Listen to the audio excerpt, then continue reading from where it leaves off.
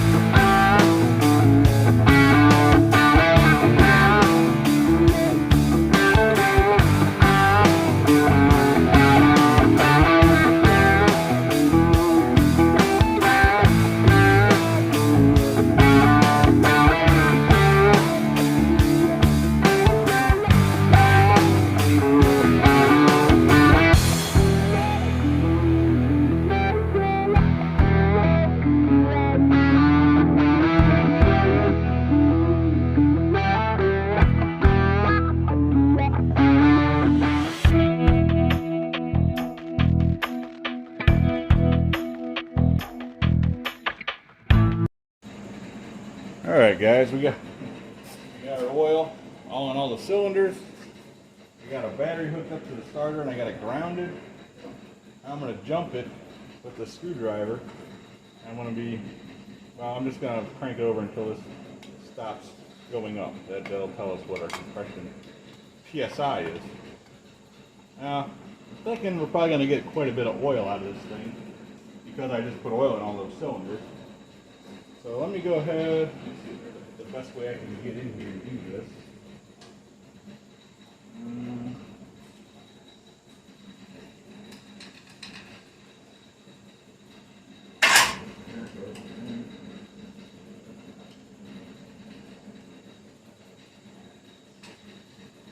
And of course the spark plugs are in the way.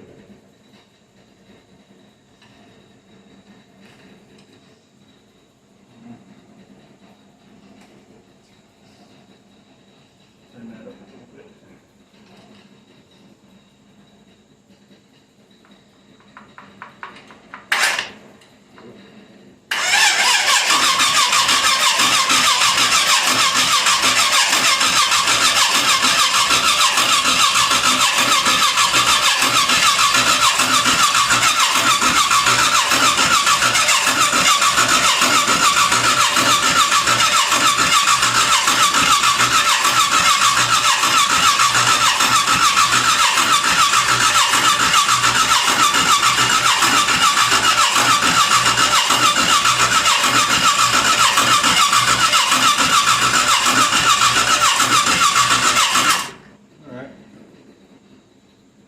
So we're looking at about 150, 160.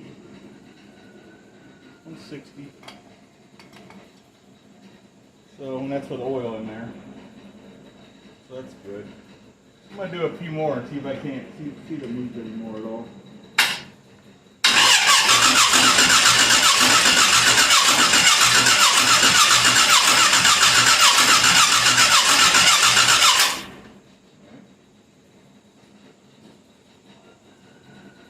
So yeah, just a hair over 160, about 165 almost. So, and of course I really didn't think about it, but those transmission lines that I cut off are now leaking more oil over the floor, but it's going on cardboard, so that's good. So, let me pause you and see what our compression ratio is about. Let me go, I gotta look it up on my phone, so hold on guys. Alright guys, so I just did the math on my phone with the pressure, and we're looking at about 9.5, closer to, I mean not 9.5, 8.5, closer to maybe 9 to 1 compression. So it's probably on that lower side, probably about 8.5. So I probably won't be doing a whole lot to the internals of this thing just because it's pretty stock, and from what I've seen online, that's 160-ish is about what it's supposed to be all new with just stock stuff. So I'm probably just going to throw an intake and a carb on it for now. That distributor in there. I may just pull that water pump and stuff off and see if I could find the number on the cam that's in it.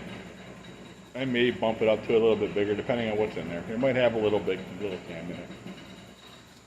But I kind of want to build something a little bit bigger next year or so. So I might just wait, use this the way it is. So anyways, I wanted to do that for a little while now. I'm glad I did it now. Now I know I can plan the rest of my build around this thing now. Not that I was all that worried about it. I mean, I still got a lot of other stuff to do. But we are going to be ordering some parts here probably the next couple days. I want to order the parts for the drive shaft. I want to order probably an intake and carb. I want to order some throttle linkage stuff. I got to order the brake parts.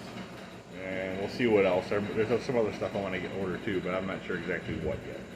I still need to get shocks for the front, shock brackets. I still need a few parts for the front axle.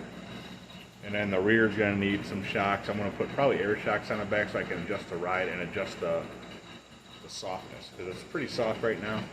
It's got the original leaf springs in it. It's got the Ford 8.8 rear end, but it's got original leaf springs and there's no shocks on it. So I'm probably going to put air shocks. I think that'll help me give me a little bit of adjustability on the ride height, and also give me adjustability on the softness. So I think that'll help a lot.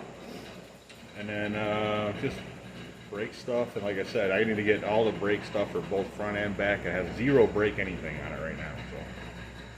But yeah, hopefully soon we can get some parts. I can get some parts on this motor. Maybe we can get the start up, see how it sounds. Minimal amount of oil, other than a transmission leak kind of a little bit, but luckily I had cardboard right underneath it, so that's good. And I still got to work on a bunch of other crap on the interior and all kinds of stuff. So we got a little ways to go, but I mean, thinking about it now, we've gotten a lot done on this thing. I've gotten a lot done on me and my son. I've got a lot done on this thing in the last, what, month and a half, whatever it was. I can't remember exactly how long now, maybe 2 months. But I didn't think it was going to come together this quickly, so I'm glad it is. But, so anyways, thanks for watching, guys. Give me a thumbs up. Definitely subscribe if you haven't done that yet. I got a lot more stuff to do, a lot more stuff to, fit in here and make it work. So there's going to be a lot of that. So thanks for watching, guys. We'll see you on the next video.